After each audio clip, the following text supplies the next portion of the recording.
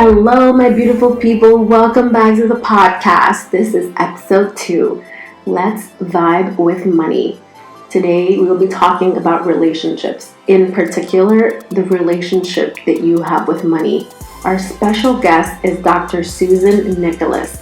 She is the founder and CEO of the Human Consciousness Consortium Publishing and SusanNicholas.org. She is a 3-time author of conscious books for adults and children, a Reiki energy healer, a TEDx and international speaker, a podcast host, and conscious life coach.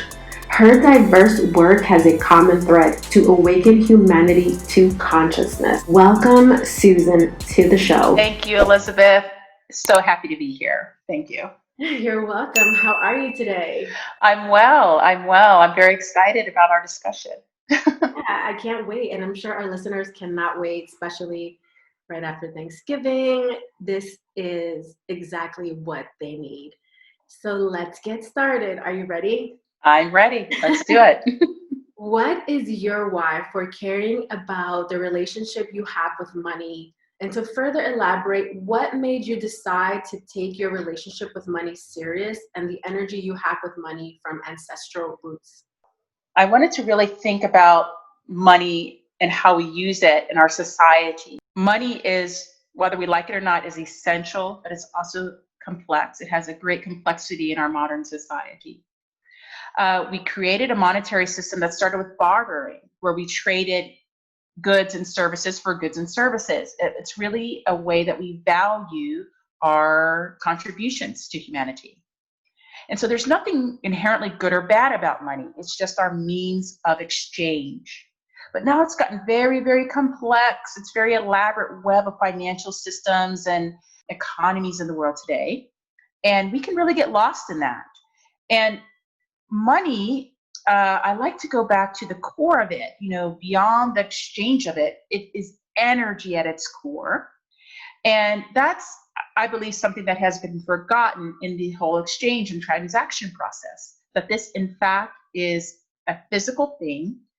And if we know the first law of thermodynamics, it is that energy is not created nor destroyed, it is transformed only. We must transform sometimes our relationship with money, our feelings, our emotions about it, to have a healthy relationship with it.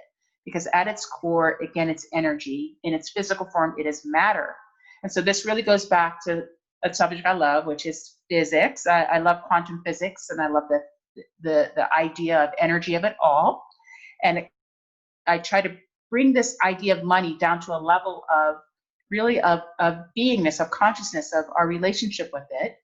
And how can we think about money like we think about having a relationship with anything else or anyone else, and that they're very, very much related. And I'd love to go into more of that with your audience. So tell us a little bit, what were the first steps that you took to get more serious about your relationship with money? Was it mental, physical, spiritual, emotional? Was it a mix? I mean, it sounds like a mix.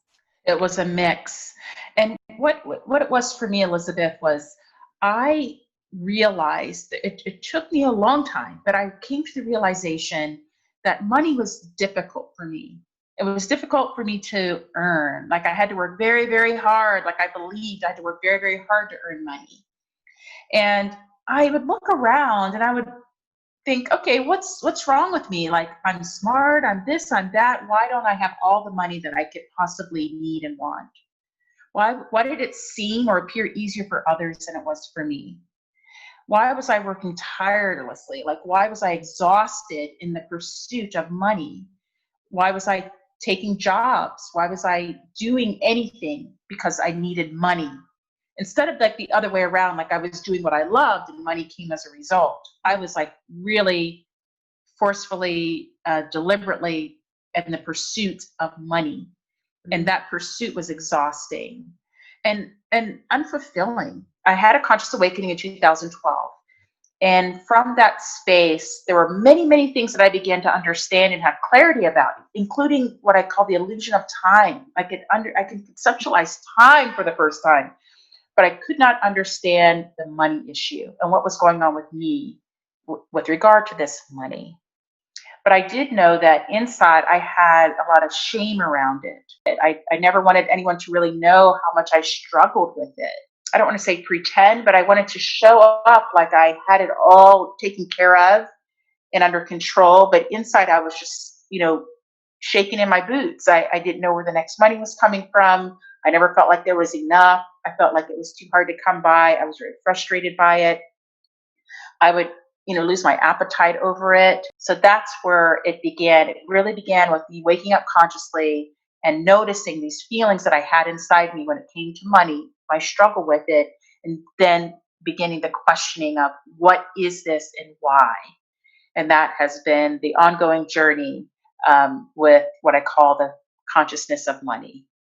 Wow, I really love how you talk about shame and money because there is a lot of shame around money and how do we get it? Do we have enough? What do we show the world? It's like a mask almost. Like, Exactly. you talk about the mask and Mhm. I really resonate with that. And I feel like a lot of our listeners right now, especially during the holidays, especially with, the pandemic, are really resonating with this shame and like, what do you do? Right. So I really love that you share that with us. So thank you for that. So can you draw a link between the importance of caring of about the relationship with money and in our internal and external beauty, like for our audience? Like how does that connect beauty and money? Well, I come from the understanding that beauty comes from within, like true beauty is radiating from within you and it's shown on the outside of you. And I also contend that if I feel awful inside, then I don't feel beautiful. I mean, how many of us will pretend and dress and you know a certain way to look a certain way but feel awful inside? It encompasses so many aspects of life. When you feel awful about money, I just don't feel like you're in your at your best. Like you're just showing up vibrant, like energetic, like yes, see me, here I am in all of my glory. You're literally kind of hiding a little bit, not doing what you would really want to do. You're doing what you have to do. You're Hmm. not you're not working, you're working a job because you need money or you have to pay bills, not because you love it, not necessarily. Right. And so I don't think that you're fully in your beauty, fully in your power when you are struggling with money.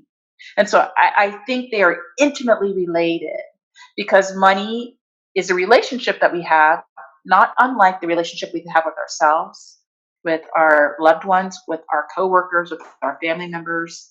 It is a relationship and it has to be nurtured and cultivated just like any other.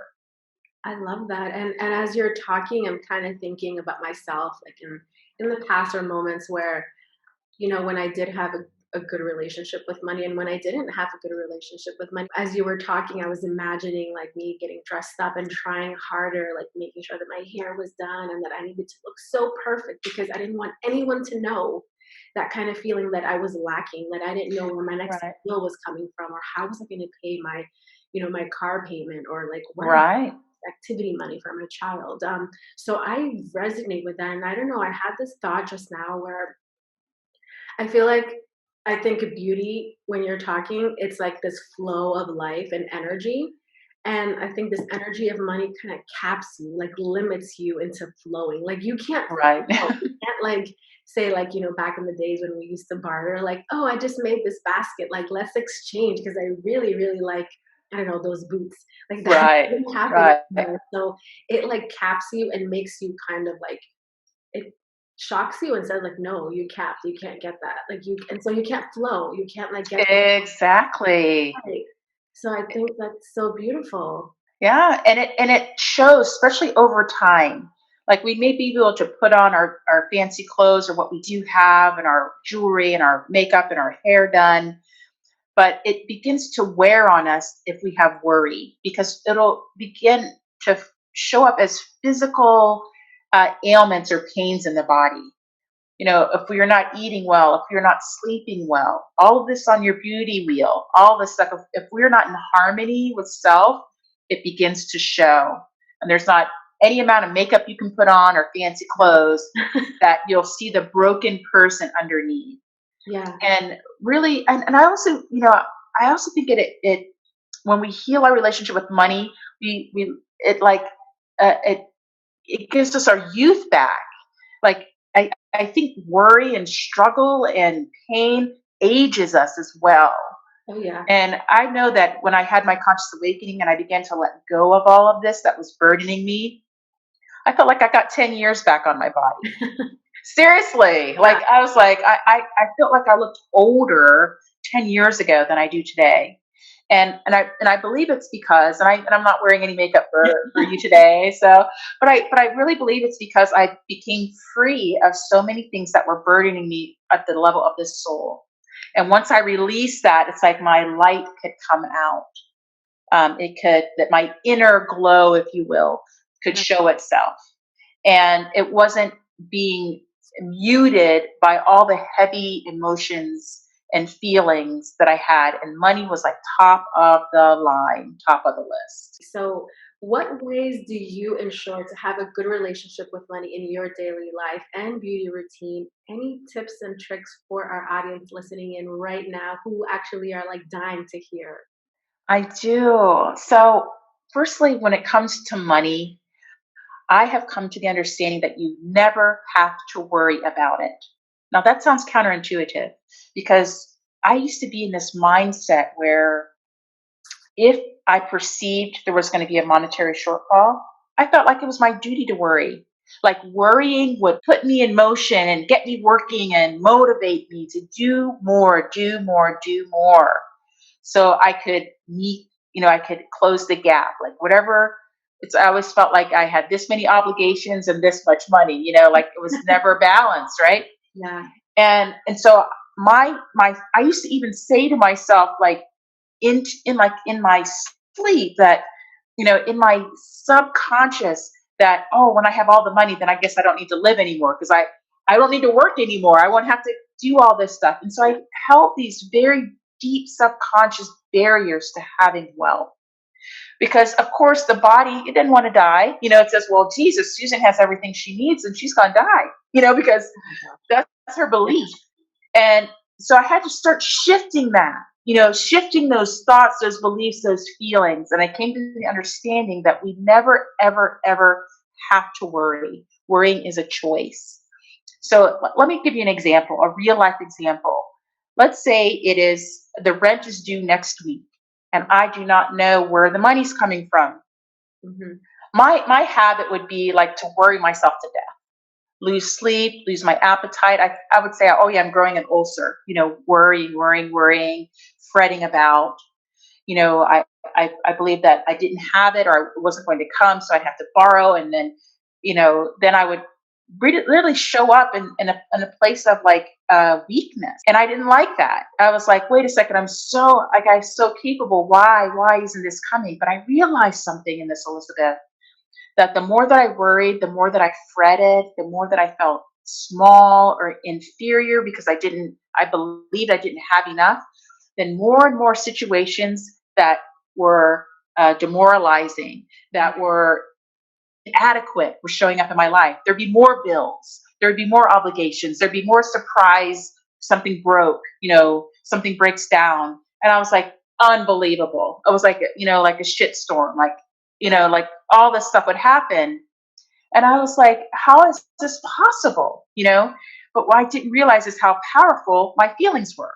And that's true for all of us, how powerful the energy emanating from us. We don't know the power that we have, how powerful our language is, how powerful our thoughts are, how powerful our feelings are.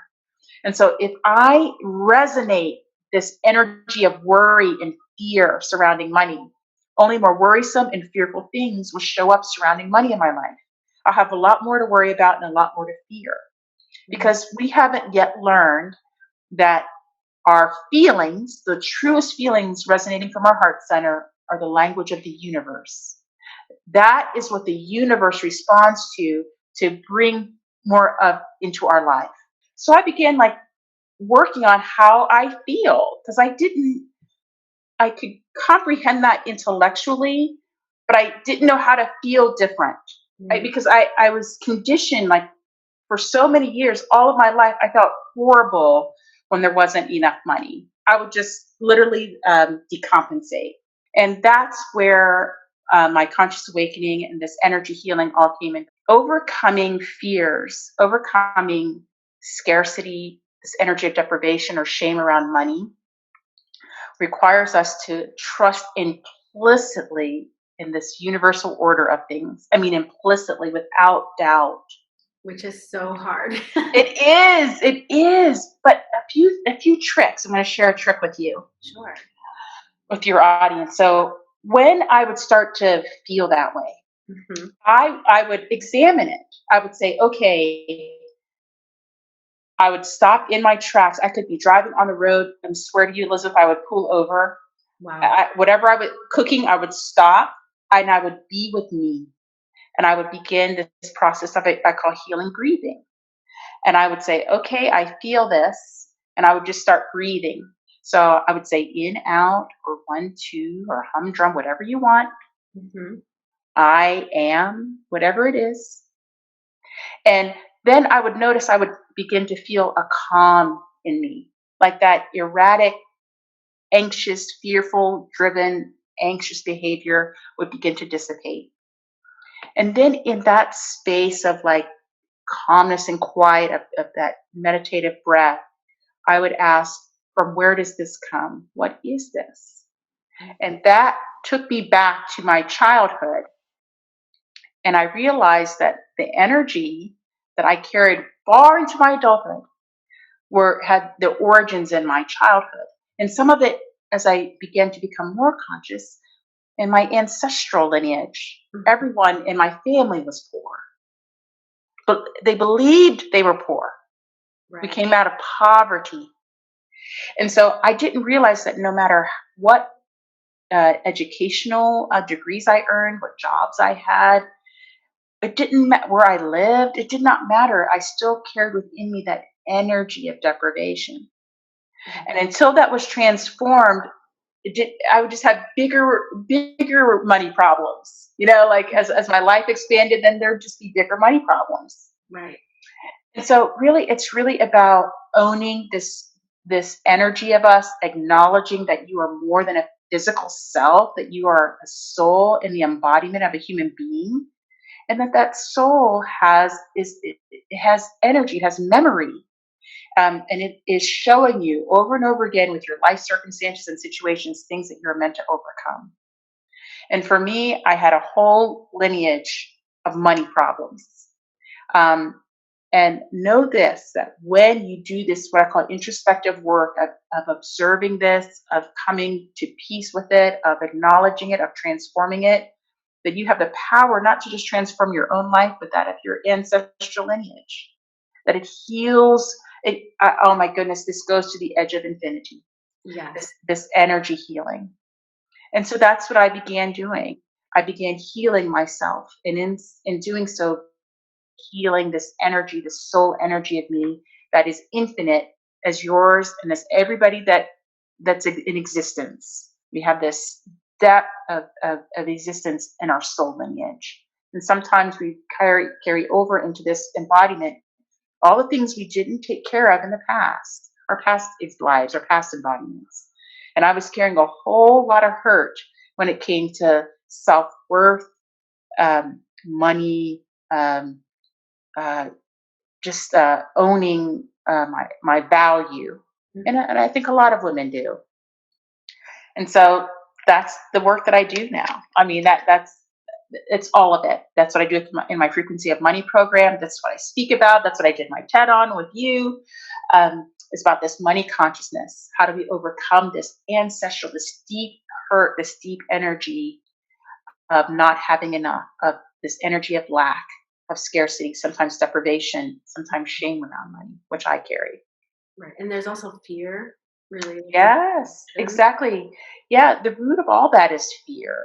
I mean, when the root of anxiety, of not, it's a fear of not having enough. I mean, the root of it is fear. So yes, you're exactly right.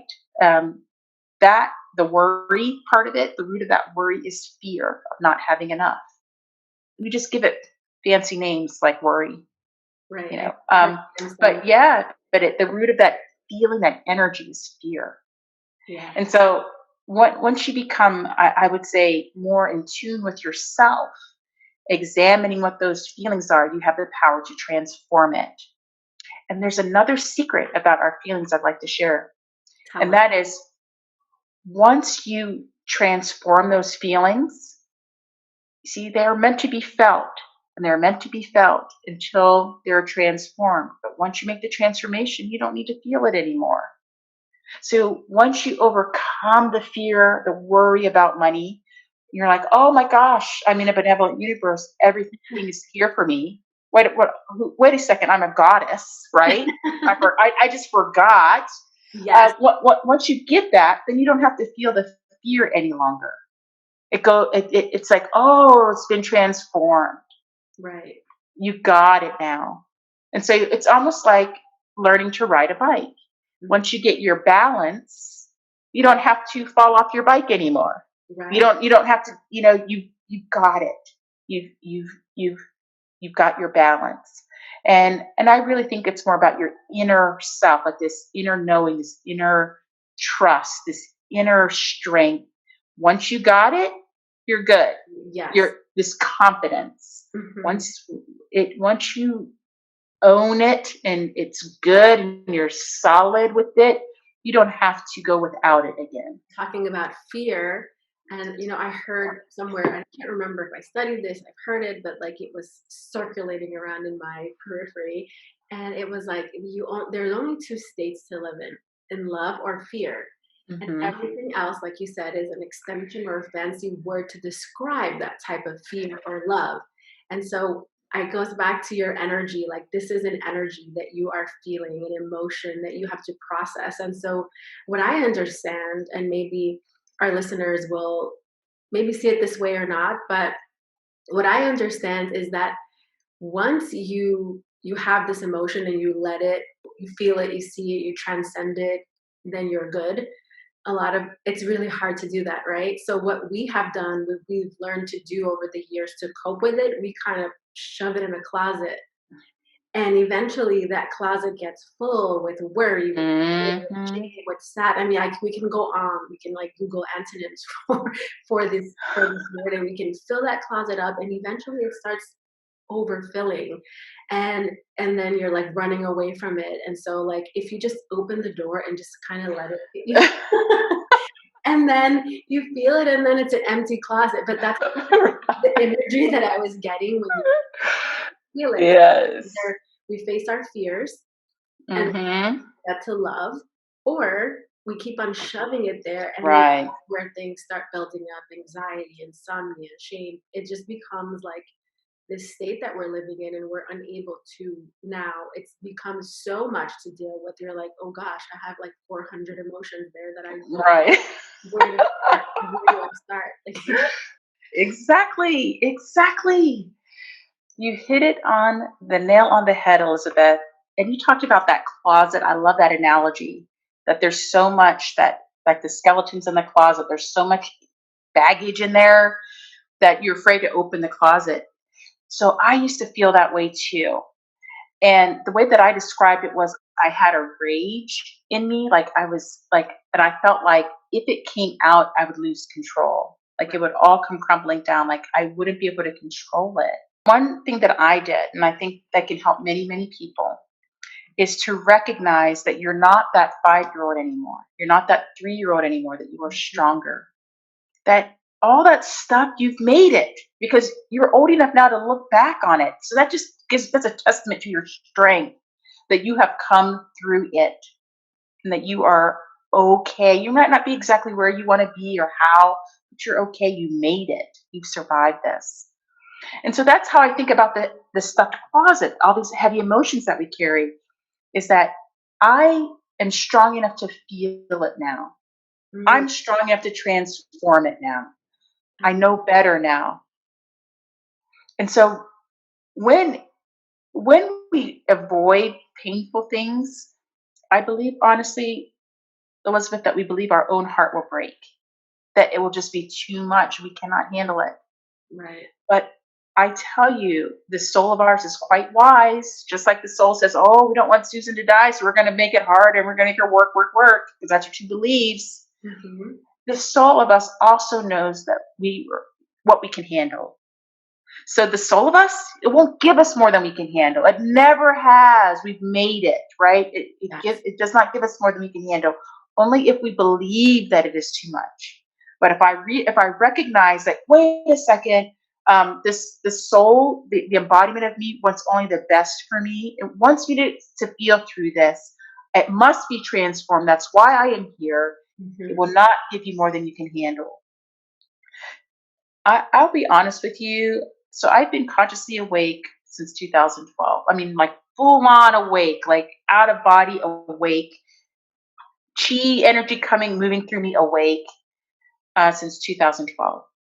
It is 2020, and I have been actively going about this process of transforming emotions for these 8 years of being awake.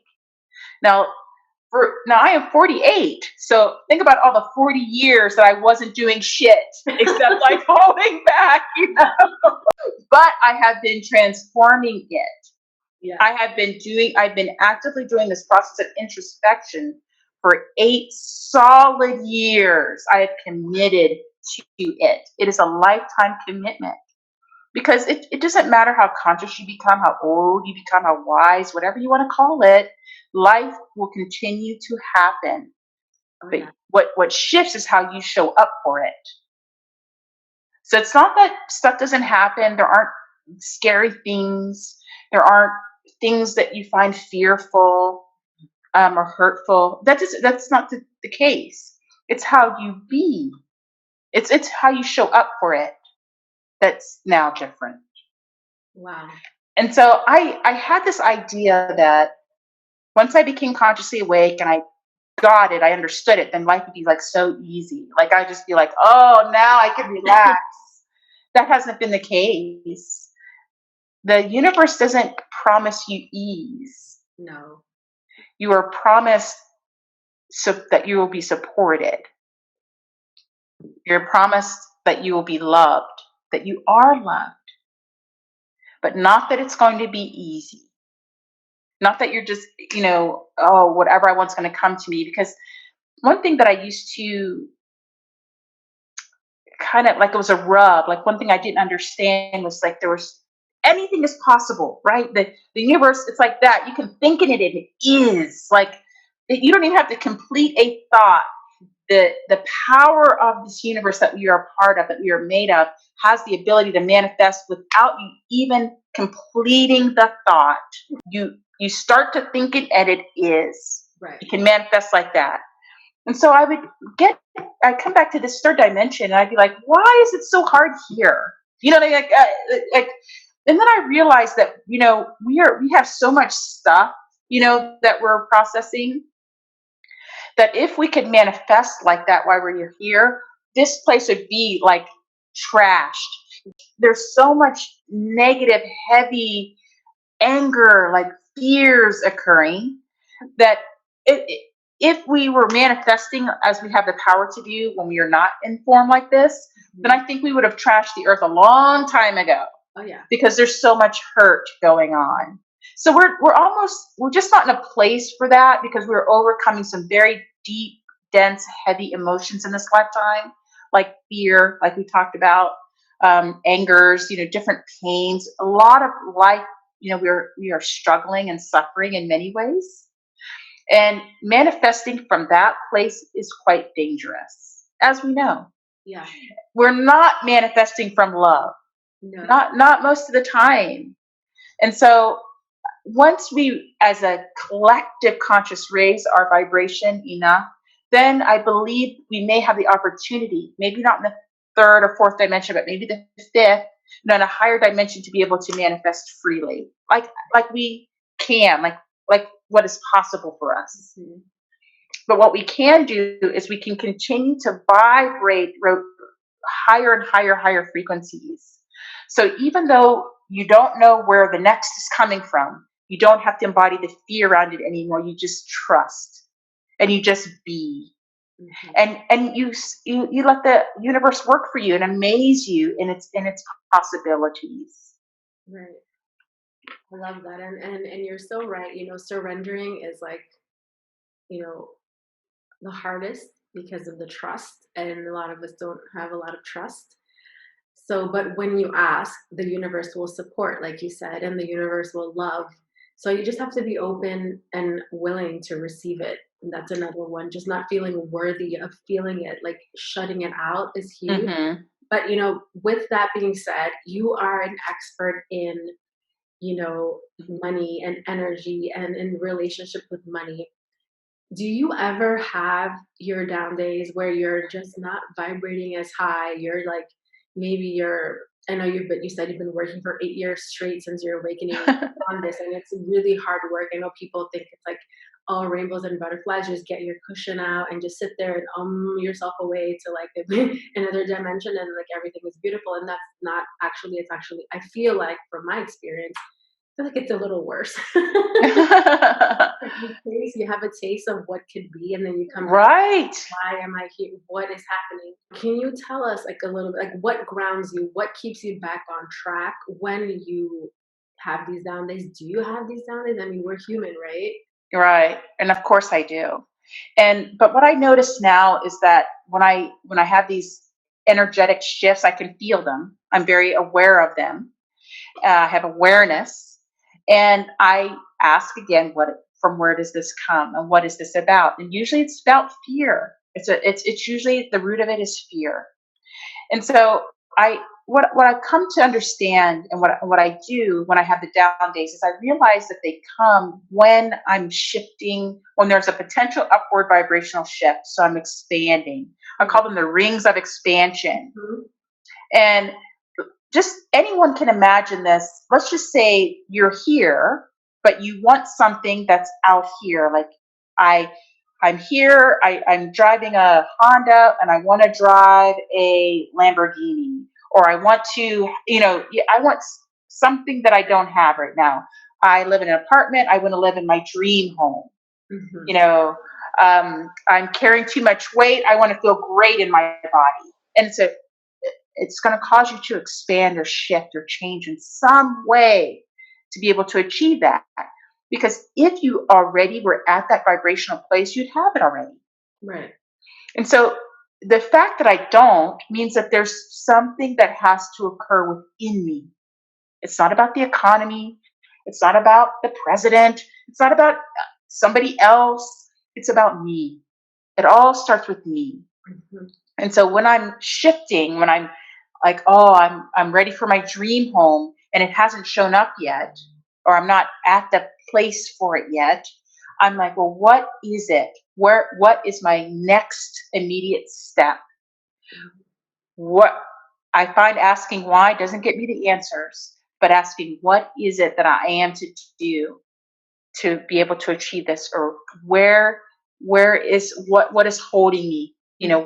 What is this energy that I just feel like I'm on the edge of it. Like Right. how do I break through the ring of expansion and get to the next ring, get Mhm. to the next space? And so it's always about introspection, and it's not blaming or shaming or griping about this or that. If only not Corona, if only not this, if only the president, if only no. It's all about me. I realize this is one time in this conscious work where it's all about you, you Yeah. know, and it's everything that I'm seeing in my physical world, in my life, is a reflection of me and the choices that I've made. They're not good or bad choices; they're just choices.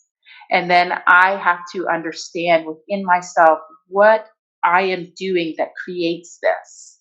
What is it in me that is creating this? And so again, it's not good or bad. It's all about learning. It's all about growth. And Mhm. it's in those times of growth, when I'm trying to grow my business, when I'm trying to expand my reach in consciousness, when I'm trying to do more for humanity, that I feel those, what you call the down days, the days where I'm like, oh my gosh, I don't know the next step. And what it is about us is we are meant to decide what it is we want, but the how of it, the kind of the when of it, that's the job of the universe. Right. So we don't get to really decide it. We can plan it all we like, but at the end of the day, that is a universal order of things Yes. that we don't have ultimate control over. And so when I keep going after something and it's not showing up yet, like I keep looking at houses and I keep doing this and it's not the one. There's a universal order. When I have reached the requisite, I call vibration, it will be there. It's already there. I just have to arrive. I would say your future is already laid out for you. It's just waiting for you to arrive. All the things that you want, all the things that you desire. Yeah. And it sounds so easy, guys. I know you're probably listening and you're like, oh gosh, these two women have reached some consciousness over here. Just meditating away. Just saying, just meditate on it or just breathe. And you're maybe frustrated, with kids at home and you probably don't think we don't understand you and you might be surprised because we do. Have some amazing talks that talk a little bit about our lives and how it wasn't so easy. And yet, we'll see that in the future. But we do know, and we make it sound so beautiful and easy, and we know that it's not easy. But it's just, Susan is basically giving you the secret. Like if you can listen to it, like, just by breathing, like stopping, taking a breath, being present, asking yourself, what is this emotion I'm feeling? Let me tune into that. Let that simmer in there and let me observe it from a neutral point of view. Let that pass through me, let it transcend, and now it'll be love. Now I know what this emotion is. I know the feeling of it. I can be empathetic towards others who may be experiencing it because ultimately we are all one, in my opinion. And so when we learn to love from that like selfish, less perspective, I think that's when you shift your vibration and like you start lifting. But getting back to it, and just even when Susan said, I'll never forget what you just said about being in the kitchen and cooking, and like you can imagine like of our state of affairs right now, things are shut down, everything is different, and every state is different. But like we're all kind of living the same thing right now. Like there's no running away from it, which is the reality of it. And so she's asking herself, okay, I'm feeling this. Where does this come from? That is such an important question. And guys, like really, like when you do this kind of work, that is one of the ultimate things because really all the answers are within yourself. I get like visuals, like little movies play in my head. And I got this visual, like we've all seen that miner. There's like a miner on top and a miner on the bottom, and they're both digging for diamonds. And then the miner on the bottom, like if he keeps on digging, his diamonds are just massive and there's so many of them and like gold and all these like amazing things. And then they show the miner on top and he stopped digging because he found a little diamond. And so let's just say it's like 5 o'clock and he stopped at 5 o'clock and he found his diamond and he's so excited because that was for him. But you were the one below and you're like, it's 5 o'clock and you're looking up and like, I don't have diamonds. But if you kept on digging till 6 o'clock, you would have found your fortune. Right. I don't know, there was a piece of that where like you have to keep on expanding and growing and just be ready to receive. And, in that visual, the man was like not ready to receive because he was coming from a place of maybe scarcity, but looking at someone else's grass and saying, well, why isn't my grass greener? And you're like, well, you're not spending time on your grass. People are having struggles, holidays, money, energy. And it sounds like, oh yeah, the universe will provide, but it will, like it really will. It will provide you what you need. So be clear on what you need, not what you want or what you think you deserve, on what you need. So if you need 5 miles of gas to get to your home, the universe will provide you 5 miles of gas. It will not provide you 200 miles of gas because you just feel like you deserve it. And that's how I view it. But Susan, you can correct me, but I just feel like it's really helpful for our listeners to know that it will provide you what you need. And it's not going to manifest, like you said, your mansion and like whatever it is that you want to manifest, your Rolls Royce or your Maserati, or Right. to do that. So it's just going to give you the tools you need to, I want to say, continue your mission or your life's work. And, I love that, Elizabeth, but I would like to add that it's not wrong to want Right. a full tank of gas, Of course. or a full pantry of food, or a comfortable, home for you and your family. That there's nothing wrong with it. In fact, keep doing that. Yes. Sometimes what you want the most, you don't have the money yet for. Yes. And that is the operative word, yet. Mm-hmm. But if you keep it, like, let's just say, there's this dream home that I've seen it, and I'm like, that's the one. Mm-hmm. But I don't have the money today. I don't have the down payment. I don't have the credit. I don't have something that I need today. I still hold that vibration, because I know what you're really holding, Elizabeth, is the vibration, the knowing that it is possible for you, even if it's not today. Right. That the universe has got you. Yeah. And that the path to get to that dream home will be illuminated. It doesn't have to be today, but it's trusting. And it's not, what it also isn't, is if I see someone that is living in the home that I love, that I'm like, damn them, they're evil, they must have cheated. If I go with that energy, I will never have that home. There are people who are angry, like they put a manifestation board and they're like, I want this ring, I want this, and they're staring at it every day, but from a place of anger. Yeah, or a place of desperation. Yes. or a place of unworthiness. Like Right. they're like, well, that's too rich for me. Mm-hmm. Or they believe, I swear to you, they believe they don't deserve it. Yeah. And so if that's the energy that you're coming from, or jealousy, that's what you're going to receive. You're going to receive more things to be jealous about. You're going to see more things that you're undeserving of. You're going to feel more and more undeserving. But if I look at it if I just shift my perspective, and I'm like, oh my God, I love that house. That's for me too. When I see those people, I'm like, I tell them how much I adore their home, and how do they like it, and I just imagine myself loving it, and I cannot stop gushing on how beautiful it is, and how I also see this for me. So I'm going to share a personal story, because I think this is very important. In my journey of uncovering this money issue, there was a 10-month period where I had no work. So I do, besides my conscious work, writing books, speaking, beginning to do my podcast and whatnot, I do healthcare consulting work, and that has supported me over these past few years as I've been growing what I call my conscious business. Mm-hmm.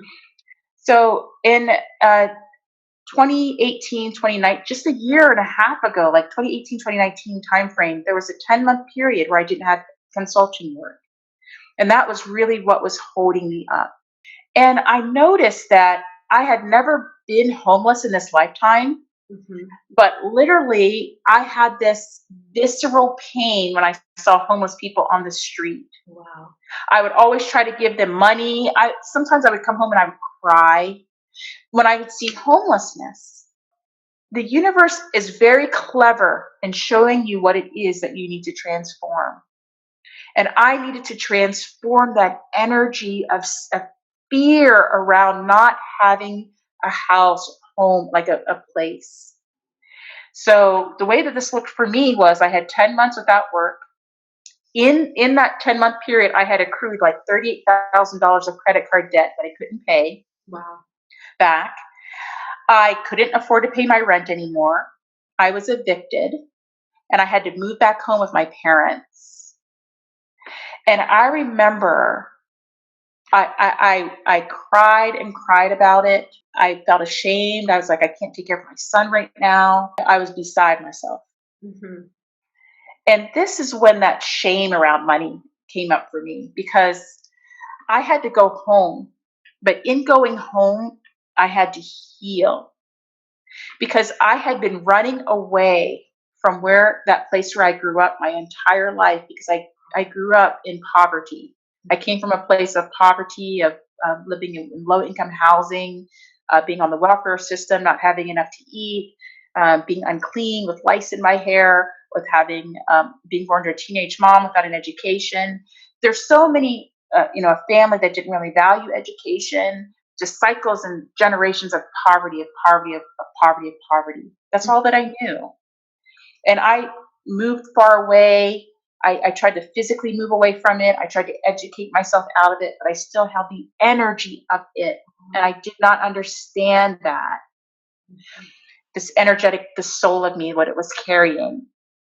And so I came to this place of trying to be conscious, like wake up consciously and do my writing. I wrote my first book in a couple years earlier, and I had this big long chapter about money because I was like, all this stuff, like where I was at the time, like how to decipher this. And I knew it intellectually, but now the universe said I must feel through it. I could no longer just intellectualize it. It wasn't enough. Right. I had to transform it.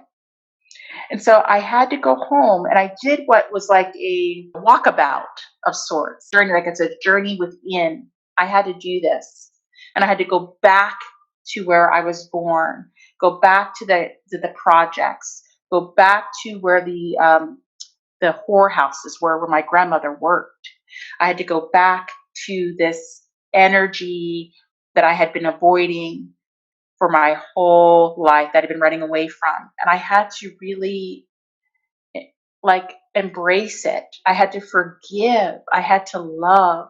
I had to, there are many members of my family that I had not communicated with in decades because I believed in myself that they would hold me back because of this energy that I didn't know it, but I was trying to get away from. To raise my vibration around this money and to be able to speak to you today, I had to go through that.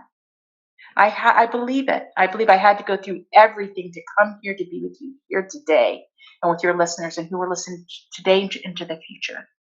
So I can speak to you on this from a place of authenticity.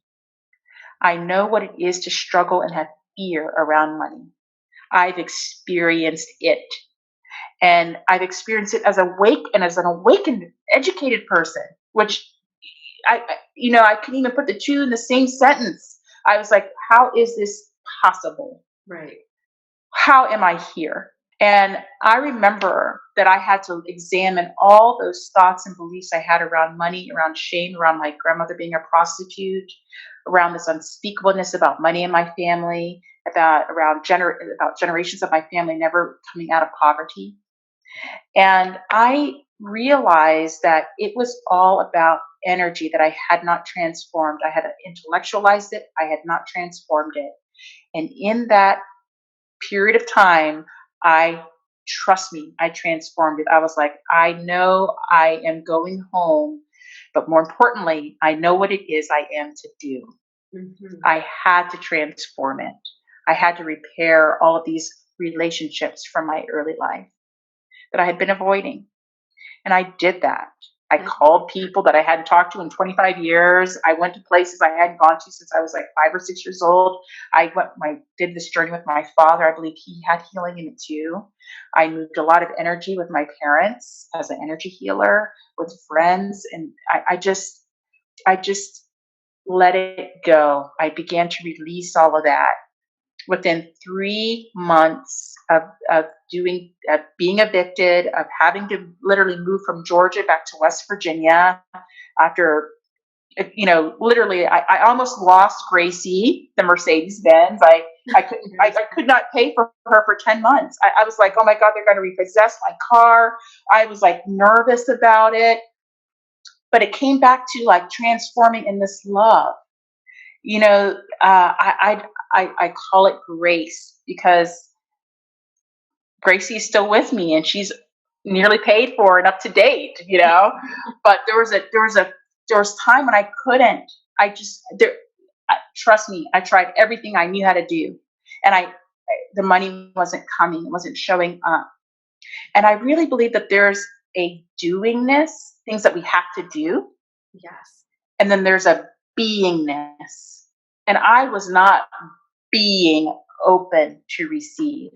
Thank you for sharing that because I know that was very personal. And I know that somebody listening today will truly benefit from this, resonate with it, not feel alone, which is really what we're here to do, share our experience so that others can also share and shine their light. But what I was hearing the whole time was gratitude. And it was like, this gratitude is almost like it's sounding like the gateway to like love. Um, Yes. and then I got this message about money, and I thought Mm-hmm. about it. And you can correct me because you are the money person, but this is just what I'm getting right now, and I feel the urge to share. And it's if you're not happy, if you're not giving gratitude, like you said, compliments, like this is an energy and Mm-hmm. observing energy, right? Like you're like, wow, like I'm vibrating at your frequency, like we are the same. I love you, I see you, and then it'll come to you because it's like, oh, it's Mm-hmm. my people, let me stick to you. And so when we speak about money and gratitude and this energy that you're saying, I'm thinking I should be happy that I made $1. I should tell myself, Mm-hmm. thank you so much. Because Yep. if you are angry that you're making $1 or $5 or $10 and you're like, I don't want you, I want 100. Then I Mm-hmm. feel like the energy frequency of money is like, well, you said no to the dollar and you said no to Right. the 10. Why would I come to you as 100? What, like, why do I need to be with you? Like, there's no need. And so I feel Right. like there's also something there where Yes. you have to honor and be grateful for your money, like your pennies. Like, thank you for coming into my life because then you're kind of, More and more will come. yeah, Yeah. you're aligning yourself to that frequency, like you say, like you're stepping into that, like arriving. I think when you see money, when money is in your presence, you see it and you honor it. And some of us don't feel comfortable saying we love money because from our maybe our religious beliefs or other contexts, we maybe feel guilty or that money is evil or dirty or something like that. And so we don't feel comfortable saying that. But it's like a relationship. Imagine that you had a relationship with a significant other and you couldn't say that you love them. And that's how you're treating money, right? So I say treat it just like you would treat a loved one. Honor it, see it, love it, embrace it, feel grateful. Just like you feel grateful for people in your life or things, feel grateful for your money. Yes. Feel grateful for what you do have. It is so vitally important because that energy of gratitude that you're talking about has a way of transforming fear. It has the power to transform your fears around money. Thank you for sharing that. And now back to the beauty part. All connected. But Susan, I am really interested. What does beauty mean to you? I know that we all have our own perception and ideas of what beauty is and what it means to you versus what it means to society and how you interpret that. So I'm very curious to ask you, what is that for you? I touched on it a little bit earlier, but I believe beauty is the energy that you resonate from within you. I think true beauty is inner beauty. It's a calm confidence of your soul that radiates out and shows itself as light in you, as love. And so I think it's an inside job, this beauty thing. The things that you can enhance with the clothing, the fragrances, the jewelry, the cosmetics, the hair. That's all good. It's all part of it.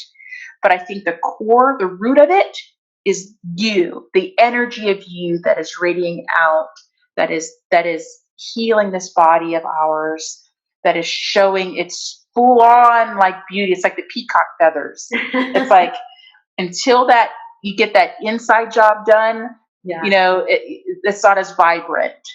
But that to me, the true beauty is from within, and it's unmistakable. It just radiates from you. People are very attracted to it. I love that. And can you tell us a little bit more about your course that you provide about changing relationships that we have with money and the frequency of money? Yes. So I have a 4-week audio and video program called The Frequency of Money. And it really talks about the energy of money, our feelings, beliefs, transforming those things, the language of money, how we speak to this energy that is our money, realizing that it's a conscious energy that wants only to serve us. And so I go through real life exercises, just like we did on today's call, and real life experiences. There are healing invocations because sometimes these pains around money are very, very deep and they're very hurtful. And sometimes it requires a healing. We need to heal that energy, heal the soul of us to move forwards. There's healing invocations. There's a workbook to really start to document and write down some of these traumas and these beliefs that you have about money so we can identify and transform them. So it's something, I've had many people review the course and look at the course. It's something that you can listen to over and over and over again. I even go back and I think about these very core principles. And like I said, in times of expansion, when I feel the fear come up again of, oh no, how am I going to get to the next level? It'll still be with you, but you will have the tools to know how to transform it. It's not that life will not show up for you anymore, that you'll just be coasting on whatever, on cruise control, but you will have the tools to handle whatever situation that life is showing you. It teaches you how not to worry about money, how you can come to that place of, not just realizing it, but never worrying about it. Right. That you can come from a higher vibrational stance. And so, yes, and I am offering my program to your listeners for $1,000 off the price, $1,000, literally a $1,000 promotion until December 31st, 2020. Mm-hmm. To really help you transform your beliefs, transform your energy around money. So you go into 2021 with an entirely new perspective, a new feeling, a new you regarding money. It doesn't require any resolutions or anything like that. It's really about being in a higher vibrational place when after you come through the course. Mm-hmm. And you never have to go back. Once you have felt through these feelings, as I mentioned earlier, you don't have to feel them again. You can be free. Yeah. Amazing. I can't not wait for all the listeners to take advantage of this, guys. She is the real deal. So, Susan, I have to ask, being that you gave us a little bit of background on your childhood and, where money shames come from you, were you surprised when you went public about your relationship with money? I guess, what your family would say or your friends, like knowing you from your past. Mm-hmm. Present, like, was there something that surprised you about that? Like, did you learn something during that process? In becoming an advocate for the relationship with money? What I learned is that no matter what the outward appearance of someone is or what they have, their physical things, their clothes, their cars, that we all have some little thing with money because we're all in a relationship with it. Whether or not we recognize it or acknowledge it or not, we're all in a relationship with it. Mm-hmm. And so I think on some level, no matter if you are living in comfort and have financial means, sometimes there is fear around losing money or not deserving money or that you didn't earn the money. There's something, there's something there that can be transformed, right? And so I have found, no matter what language, what culture, what type of person, what socioeconomic status, I have not found a single person that this energy of money does not resonate with. Hmm. If each person is honest with his or herself, they recognize that they're in a relationship, that they use money. Hmm. Whatever you call the currency, the money, they use it. And thus they have a relationship with it. Many people have an unconscious relationship with it, but they are in a relationship with it. And so I have really not, despite, the journey that I came from, I think it imparts upon people the authenticity of the message. I truly believe that because, being in your presence, you are a presence, like your aura, your field is strong, and the light is just that shines through you is truly amazing. And that I feel like on some level, as a collective, you kind of processed a lot, like through you as you're being in this body. Yes. And now you're ready to help others transform what you Do the want same. for them on some level, if that makes sense. It does. So, Susan, can you please share with us one thing that we don't know about you as of yet? And that could be anything. It could be like that you play the banjo, that you like are like 3-star Michelin chef that nobody knows. That you, I don't know, like you play the ukulele. I always say the ukulele. I don't know why. I just like the way it sounds. Uh, But like it could be whatever.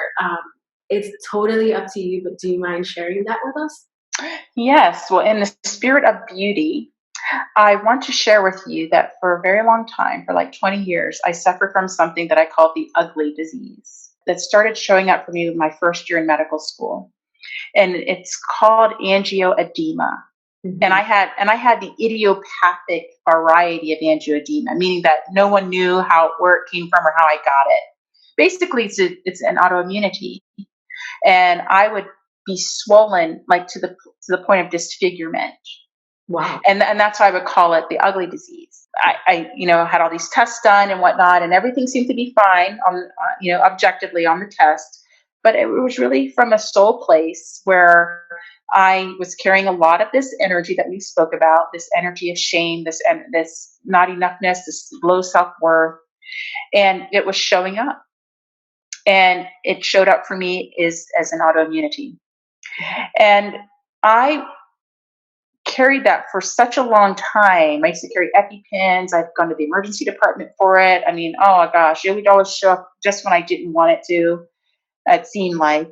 And I learned in my conscious awareness, my conscious awakening, how to heal myself of it. And I don't suffer from it anymore. The thing that most people don't know is that for 20 years, I used to have angioedema. I called it the ugly disease. And through my conscious awakening, I realized I have the power to heal myself. We all do. We all have it within us, this ability. And I healed myself of it by transforming these emotions, but also, through the power, I'm now an energy healer, and I can perform it on myself. Some people call it the Christ energy. Some people call it Reiki or this chi. It doesn't matter the name of it, but it's a healing energy that emanates. I'm the conduit of this healing energy. And I move energy on many, many people. I have an international clientele, but I can also do it on myself. And that's how, with awareness of that angioedema would show up when I was in fear. It's from a place of anxiety and fear. It could be fear about anything, fear about not passing a medical exam, fear about, money, fear about whatever, a relationship.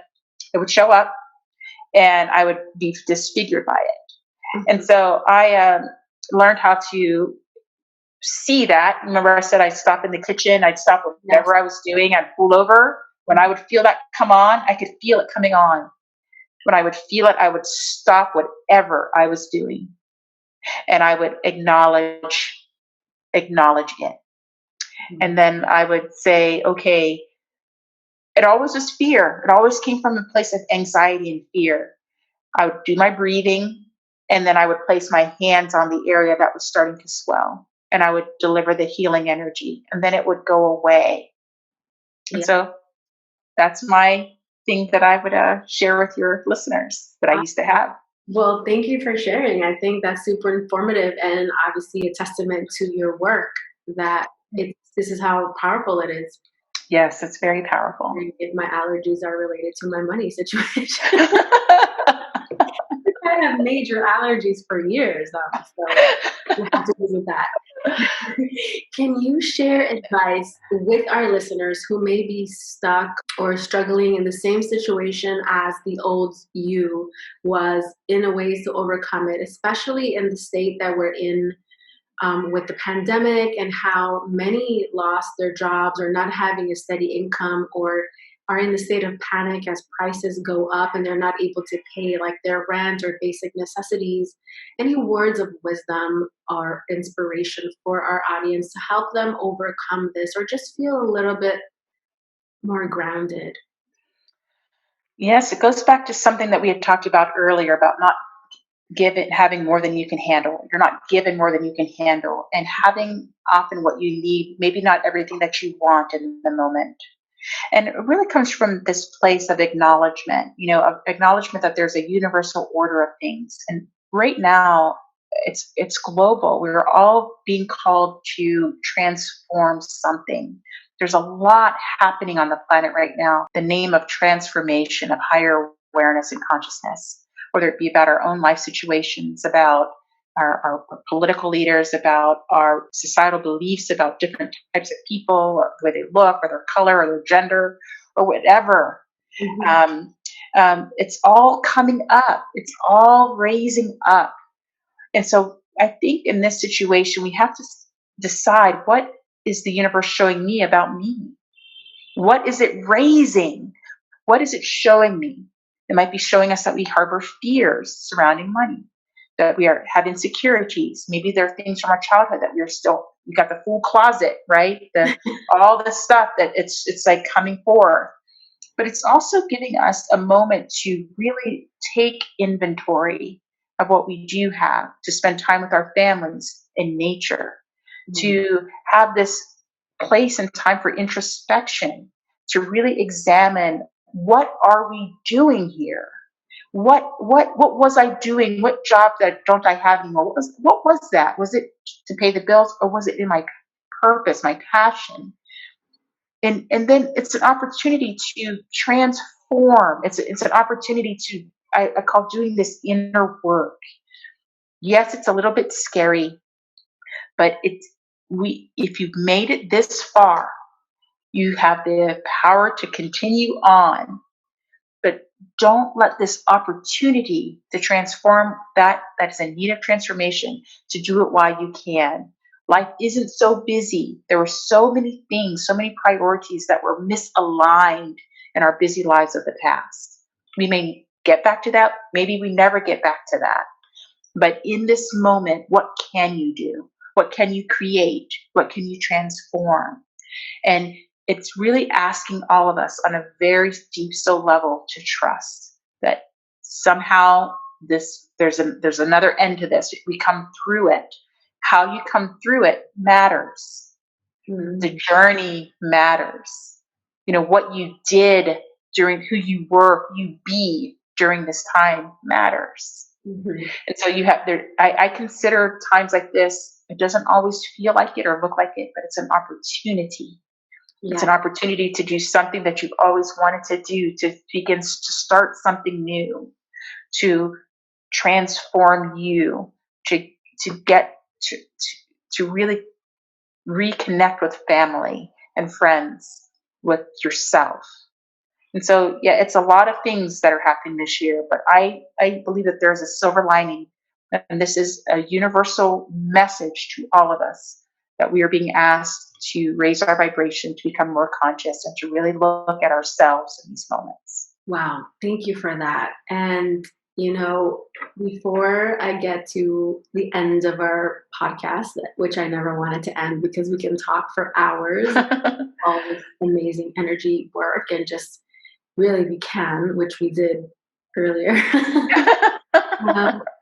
I have a teenage daughter, and you have a son, and a lot of us have children, teenagers, or kids that will grow up. I mean, this is going to be up, and so you may hear it today or whenever it's published, or or you may hear it later. You might find it on YouTube.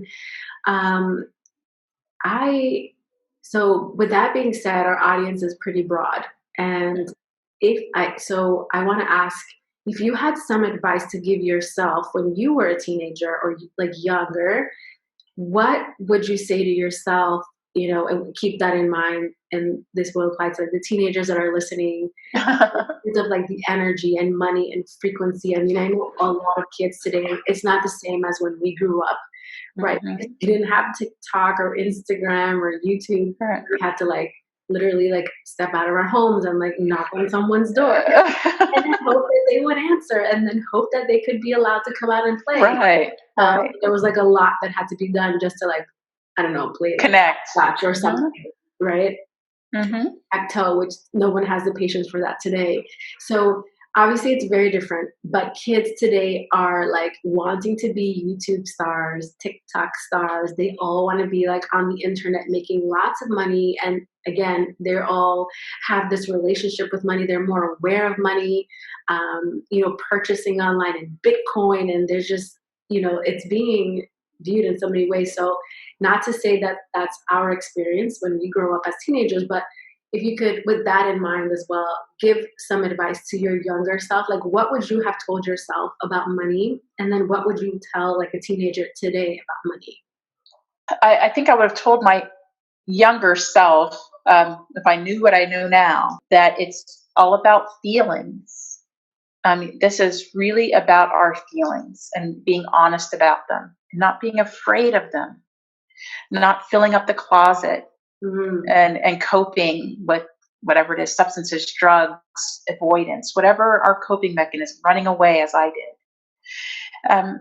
That these feelings are meant to be felt and that they're not to be feared. I would say, that we are not given more than we can handle, and to trust in this magnificence of the universe that we are all a part of, we are all descendants of, if you will. We are all the embodiment of this universe. It is us. So why we should not fear our own selves, and to really trust in our own who we are, like our own worth, like know who you are. Mm-hmm. I was full of fear, like many people, and full of maybe just confusion about what was going on, and just kind of getting through any way that I could. And I would love to tell myself, my younger self, and the youth of today, to be in love instead of fear, and to trust in themselves and do the work, this process of introspection to know their worth, who they are, be secure in themselves. You don't need 1,000 or 10,000 or 100,000 fans and followers to validate who you are. That validation comes from within you, only from within you, because those are fast and come and go. But the relationship that you have with yourself, you'll have for your entire existence. And so it's I think worthwhile to cultivate the relationship with your own self, to live in love, as you say, not in fear, and to trust to trust that you are loved, that you are cared for, that you are supported, and that the path will be illuminated when you begin to do this work of introspection. Amazing. I love that. And guys, if you have a niece or a nephew or a teenager, like you definitely want to share this with them because there's so many good gold nuggets of information that Susan shared with us. And a lot of times kids don't listen to their parents or their relatives. So this is a good way to kind of share with them something that could be helpful for the future if you're thinking about it, especially during the holidays and times of giving. So Susan, it is brag time. It is time to brag about yourself. So tell us what's going on with you. Give us some of your just brag about yourself. Sure. Well, thank you. So, in this moment, I am also developing a podcast called Be Conscious. And so, I would encourage your listeners to be out, to keep an ear out for that to come through in December of 2020. Awesome. I am the author of adult and children's books, and my latest title is entitled The Death of Cupcake, A Child's Experience with Loss. All of my children's titles are nonfiction. They are written from a child's perspective. And this Death of Cupcake book, I think, is particularly pertinent this time of year in 2020, because many of us have experienced loss. And it really is a platform for grief. And it's I say where grief and consciousness intersect. So we can look at it from a different perspective to ease the sorrows and fears that we have around a personal loss. And that loss can be of a person, of a pet, but it also can be loss of our identity, of our things. Maybe we have a loss of our security or safety, or those are all forms of grief. When we have loss of even our way of life, of how things used to be, friends and whatnot, and connections, how we're making connections. And so it's, I believe, a very important title. It's the second title of my Conscious Children's book series. My first book is called The Two Parts of Me, about really trusting your intuition.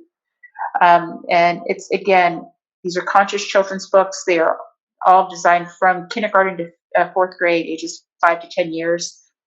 But honestly, I have grandparents that read the book and they keep it for themselves. So there's a depth of it, but it's also from a child's perspective, because I do believe that our kids are still connected to the source of all creation. Yes. They still have this window, this opening. Many of our kids are being born conscious right now, in Generation Z, which I love. They're not putting up with crap, and they have a higher understanding. Mm-hmm. And so it's for, it's an illustrated children's book designed obviously for young children, but I believe any person, any child of any age can benefit from the consciousness and the wisdom within. And I also write for adults. My first adult book is called The Duality of Being, Perspectives from Multidimensional Travel. And again, it talks a lot about this journey I've made into consciousness, and not just about me and my perspective on it, but what I've gained and what I can now share with humanity through my speaking platform, through my writing, through my podcast. It's really about elevating your perspective and living your best life. While you're here, like, be awesome in it, not, dreading it like I used to dread it. I mean, I came from a place of not wanting to exist any longer. And so I never thought I could even be here, let alone speak like this. And so really, I've dedicated my life to raising conscious awareness on the planet. And I do that through speaking, I do that through writing, I do that through podcasting, through energy healing. And I'm also a professional coach. And so I work with business professionals, medical professionals, all who have, I would say reach the height of their worldly successes, mm-hmm. but somehow still feel empty or unfulfilled inside. And I was that person coming out of surgery and realizing, my journey into becoming a surgeon left me soulfully empty. And how does one transform that? And so I work with professionals in that way. And so that's just a little bit about me. And I want to thank you for the opportunity to share that with your listeners. Oh, you're so welcome. I'm so excited for them to hear this. And, if you are feeling any of these things, please reach out to Susan. And Susan, where can the audience find you? How can they connect with you? They can find me at www.susannicholas.org. All of my titles are available worldwide on Amazon.com and BarnesandNoble.com. And you can find me on Apple, Stitcher, Spotify, at the Be Conscious podcast beginning December 2nd. Amazing. Thank you so much for being on. And I cannot wait. We're probably going to have to do another segment and dive into it further. But I am so honored to have you here. And guys, I hope you get some information that is just going to blow your mind away, especially during the holidays. Thank you so much, Susan, for all that information and insight on the relationships that we have with money and how that affects us and the relationships with others. Learning that there's a frequency and energy to money that is so needed right now, guys. I hope you enjoyed it. And as a special thank you to the listeners, Susan has a promo code for you guys. She has $1,000 off her Frequency of Money course. That code is Beauty Guru FOM. Again, Beauty Guru FOM, and that will be in the show notes as well. Not only that, as a part of the giveaway, she is giving the listeners a signed copy of her new book called The Death of Cupcake, which is a child's book with the experience of loss and grief from a conscious perspective. I know what you're probably thinking, it's a child's book, but this book was designed, again, to be from a child's perspective, but you can really read it from like age 5 to 100. It's so relatable, it's just so beautifully written, and I wanna talk about it a little bit because during the holidays, it's one of the highest times where there there's a lot of emotions, a lot of sadness, a lot of grieving the loss of family members. And grieving loss is not just like a person or somebody who passed. It could be a friendship, it could be a relationship, it could be a job, it could be your hair. Loss and grief comes in so many different ways. We could be grieving the loss of our old body, like pre-baby, post-baby, before COVID, pre-COVID body. There's a lot of loss that we subconsciously grieve. And so this book does an amazing job really breaking down the fears and helping you overcome these false narratives of what this loss is and this grieving process that we all go through and we transition. The book is called Death of Cupcake, and I really believe that everyone should have this copy on their bookshelves, because there is a time in your life where you will always refer to this. You can always help somebody. So again, I'm not going to talk more about it, but I highly suggest you take a look at it. And for the giveaway, the question that you have to answer is, what did Susan call her symptoms when she was going into this fear state? And it is in the part where I ask her, what do we not know about you? So if you can answer that, screenshot it, screenshot the podcast, answer that on social media, you can enter to win a free signed copy of this book. Thank you guys so much. We really appreciate you guys listening in, and thank you.